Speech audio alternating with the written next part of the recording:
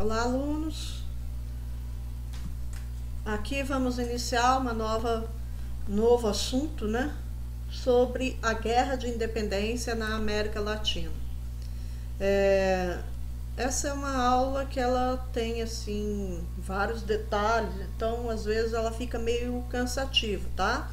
Mas presta bastante atenção, que é importante para a continuidade aí do nosso conteúdo.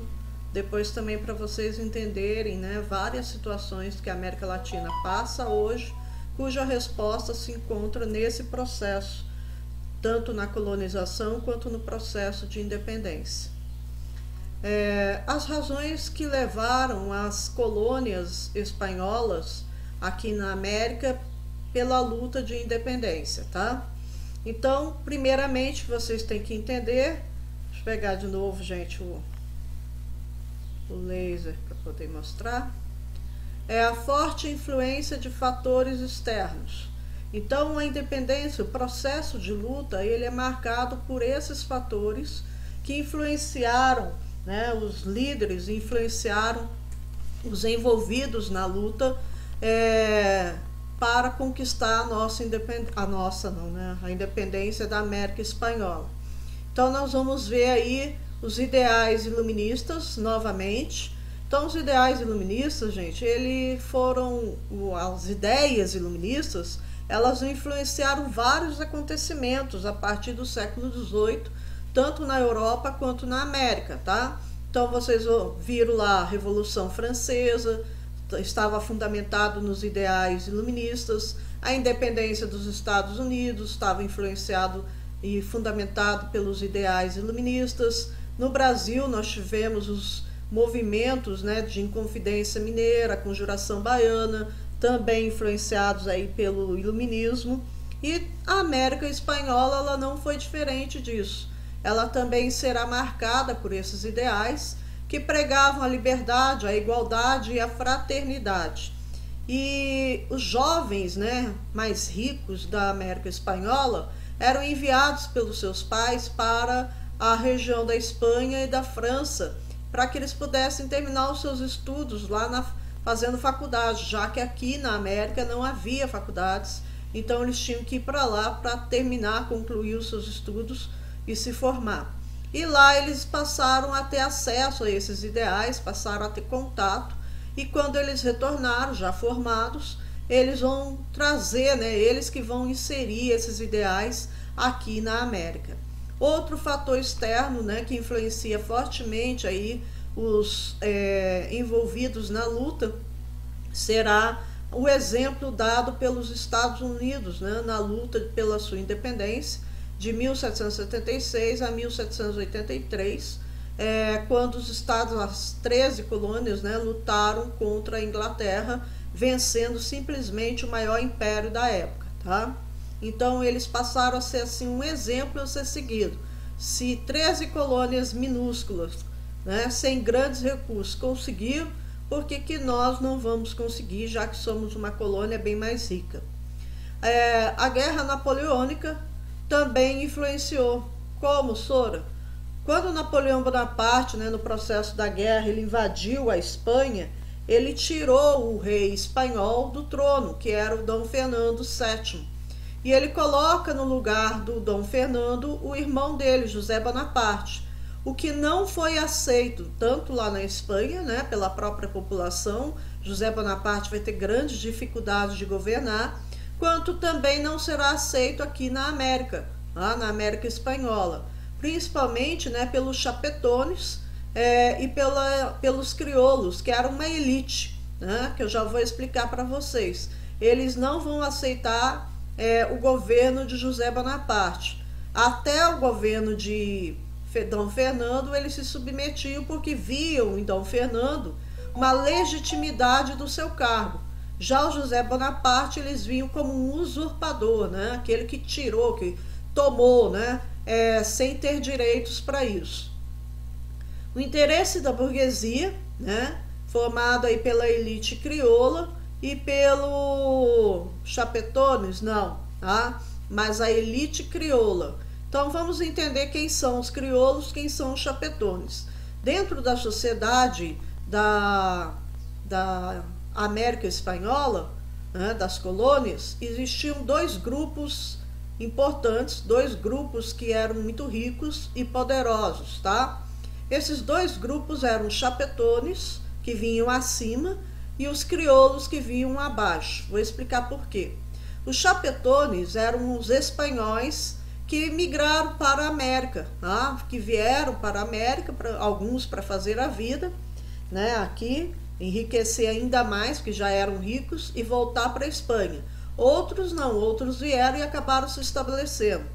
Esses chapetones, ou eles eram grandes proprietários de minas, tá, de ouro, prata, ou eles eram grandes proprietários de terra, mas também eram eles que eram nomeados para serem os funcionários, os altos funcionários dos vice-reinos e das capitanias gerais, que a América Espanhola ela foi dividida em vice-reinos e capitanias gerais, tá? Então quem podia ocupar os cargos políticos aqui na América Espanhola, ele tinha que ser chapetone. A coroa espanhola ela nunca nomeava um crioulo, por exemplo, para ser um governador, ou nunca nomeava um crioulo, né, para ser um auditor. Então, sempre os chapetones. Por quê, senhor? Porque os chapetones eram espanhóis, então a fidelidade, a ligação que eles tinham com a Espanha era bem concreta, né? Ela era bem firme, consolidada. Então ele nasceu lá, então ele era fiel à Espanha e fiel à coroa. Já os crioulos, quem eram eles? Eles eram os filhos dos chapetones. Então eram filhos de espanhóis, só que nascidos aqui na América. Então era uma elite também branca, né? Grande proprietária de terra, que herdava dos seus pais, grandes proprietários de minas, né? E alguns também eram grandes comerciantes. Só que eles tinham muito dinheiro, eram bem ricos, tá? Mas não podiam participar de nenhuma decisão política aqui na América Espanhola. Isso era negado a eles pela coroa espanhola, tá? Porque a coroa espanhola, ela via nos crioulos, né, um grupo de pessoas muito ricas, mas que eles não confiavam, porque eles não tinham aquela ligação, né, que o chapetone tinha com a Espanha. A elite crioula ela nasceu aqui, foi criada aqui, né, então ela praticamente, ela se sentia, obviamente, né, pela situação do seu nascimento, ela se sentia mais fiel ao local, à sua terra, né, do que a Espanha. Então a Espanha, ela via nos crioulos com desconfiança, né, a participação deles na política. Então resolveu tirá-los do processo. Então a elite crioula ela sentia muito isso. Ela tinha assim um objetivo, né, de estar no poder, tá? Não ter só o poder econômico, mas também ter o poder político. Então a elite crioula tinha intenções de instituir o livre comércio e o controle político regional. Esse é um dos principais motivos da luta, tá, gente? Porque a luta em toda a América Espanhola teve participação popular, teve inclusive lideranças populares, mas que não deu certo, porque o processo ele vai ser concluído, vai ser levado a peito e concluído pela elite crioula, tá? Então são eles que vão pegar em armas, que vão liderar, tá? E só depois que eles fazem isso é que o processo é concluído, tá bom? Aqui nós temos um exemplo de como era um crioulo. Era um homem branco, descendente direto dos espanhóis. A diferença dele para o espanhol era o nascimento, né? O espanhol nasceu na Espanha, óbvio, né? E o crioulo nasceu na América Espanhola, tá? Aqui é a esposa, o filhinho, tá bom? Agora vamos para o que interessa, né? Que é a prática aí desse movimento. A independência da Gran Colômbia. A Gran Colômbia ela era formada por vários países hoje, tá? Que seria a Venezuela, o Panamá, a Colômbia, o Equador e o Peru, tá? sendo que o Peru era formado por dois territórios que hoje são duas nações, tá? O Peru era formado por Peru e Bolívia. A partir de 1810, intensifica-se na região da Gran Colômbia a luta pela independência. Aí surge uma figura importante, um cara chamado Simão Bolívar, tá? O Simão Bolívar, ele era pertencente à elite crioula, ele nasce na Venezuela, em Caracas, ele era bem rico, né? E ele é enviado, né, e bem viajado, tá? Ele é enviado para a Europa, ainda muito jovem, para concluir os seus estudos. E lá ele faz a conclusão dos seus estudos e depois retorna para a América. Inclusive, ele vai fazer parte do exército, vai chegar ao posto de general. Esse exército pertencia ainda à Espanha, mas o tempo que ele tinha de livre, ele passava fazendo suas viagens para Paris, né? Chegou aí também para os Estados Unidos, e lá na Europa ele vai, né, entrar em contato com aqueles ideais iluministas que eu falei para vocês. E ele tinha um sonho, né? O sonho dele era ver a região da Gran Colômbia livre, tá? Livre, independente da Espanha. E o processo começa a partir de 1810, né, vai se intensificar, porque essa é uma data, né, específica, porque 2 anos antes, Napoleão invade a Espanha e tira Dom Fernando do trono, colocando seu irmão. Então aqui as colônias, elas percebem que é o momento certo de lutar pela independência, até porque Dom Fernando ele era muito mais rígido, né? Tinha uma mão muito mais pesada do que José Bonaparte, que não conhecia a realidade dessas colônias. Então a coisa meio que rolou meio solta no início, e os líderes do movimento vão inclusive conseguir libertar a Venezuela, vão declarar a independência da Venezuela em 1811. Tá? Os crioulos venezuelanos organizaram um congresso e criou uma constituição para a região. Este projeto foi derrotado pelos espanhóis. Então, em 1811, eles declaram a sua independência, só que aí Napoleão Bonaparte, né? Aliás, José Bonaparte, ele vai reagir muito pouco, gente. Então, esse processo ele vai até 1814, 1815, quando Dom Fernando, né, o Napoleão perde a guerra, e aí, com aquele Congresso de Viena, legitimado novamente os reis que perderam seu trono. Aí Dom Fernando volta para o trono espanhol, tirando José Bonaparte. Quando ele voltou, ele vai mandar as tropas para a região, e vai lutar contra esse processo de independência que se inicia na Venezuela e depois espalha para a Colômbia, se espalha para o Peru, para o Equador e o Panamá. Tá? Então, não existia Panamá ainda, tá? O território do Panamá pertencia à Colômbia. Então, o que acontece? Eles vão e sufocam esse movimento. É nesse momento que o Bolívar, né, que fazia parte da luta, já era o principal líder, ele foge para a Jamaica. E lá na Jamaica ele escreve uma série de cartas, né, que falava sobre o que ele pensava a respeito das nações que surgiriam na América, porque para ele era um fato, tá? Era só uma questão de tempo para as ex-colônias conquistarem o seu status de independente e surgir novas nações. Então o projeto dele era de que depois, né, que ele chegasse ao poder e fosse efetivado a independência, a ideia dele era integrar a América, tá? Aquelas nações que fossem se tornando, aquelas ex-colônias que fossem se tornando nação livre, elas seriam bem aceitas nessa integração, que seria uma integração comercial, seriam nações independentes, não seria tudo uma nação só, tá? Mas seriam nações independentes, porém integradas, muito parecido com o mercado comum europeu, tá? Onde as pessoas poderiam ir e vir sem precisar se preocupar com fronteiras. As mercadorias circulariam livremente também entre essas nações que formaria o chamado pan-americanismo, né? E haveria também uma integração política.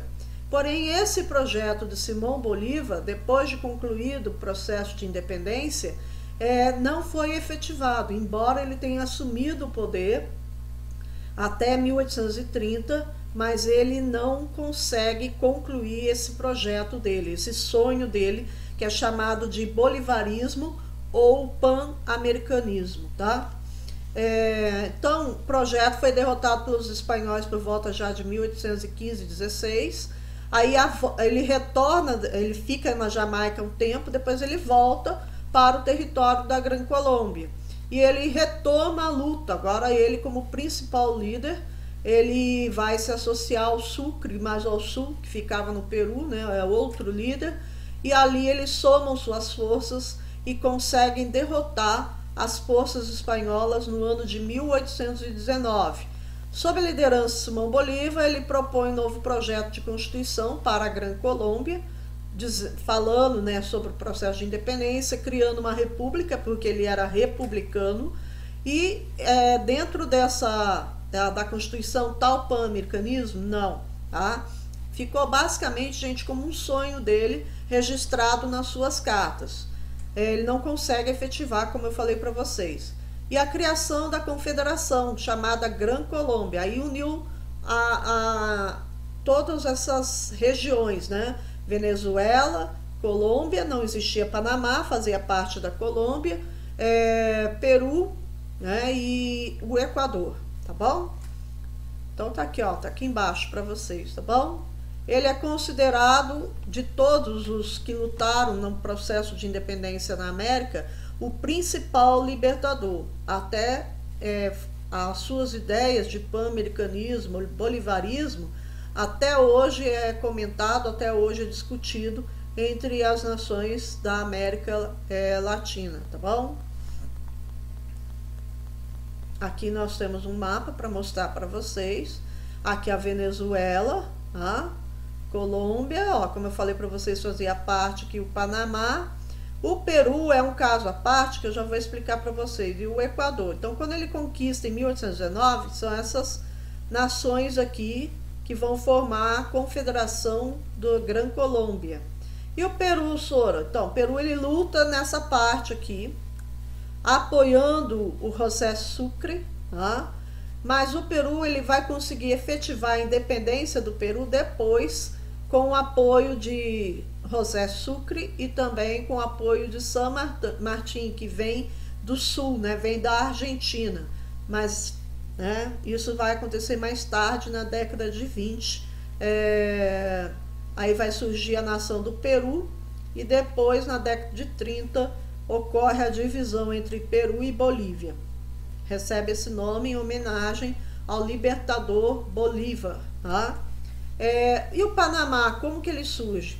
No final do século XIX, os Estados Unidos incentivam essa região aqui, ó, a se tornar independente da Colômbia. Então, eles vão incentivar, vão armar a população daqui para lutar pela sua independência em relação aos colombianos. E aí surge a nação independente do Panamá. Por que os Estados Unidos fez isso? Porque os Estados Unidos tinham interesse nessa região para construir aqui, olha, um canal. Esse canal, que existe até hoje e é muito utilizado, ele permitiria aos navios americanos, né, de passarem, né, em vez de dar a volta lá embaixo na América do Sul, lá na ponta lá da Argentina e do Chile, eles viriam, por exemplo, da costa aqui da Califórnia, passariam com os navios por aqui e seguiriam rumo, por exemplo, a Washington, Nova York, tá? Cortando o caminho. Esse canal foi construído pelos americanos e depois, na década de 90, se eu não me engano, do século 20, os americanos entregaram, havia um acordo, um tratado, né? No momento foi construído, foi entregue para os panamenhos o controle desse canal, que é utilizado, né? Os navios do mundo inteiro utilizam esse canal para travessia, encurtando o caminho, aí, como eu falei para vocês, saindo do Atlântico, entrando para o Pacífico ou vice-versa. Agora a independência da região do Prata vai ficar para o próximo vídeo. Até lá, gente!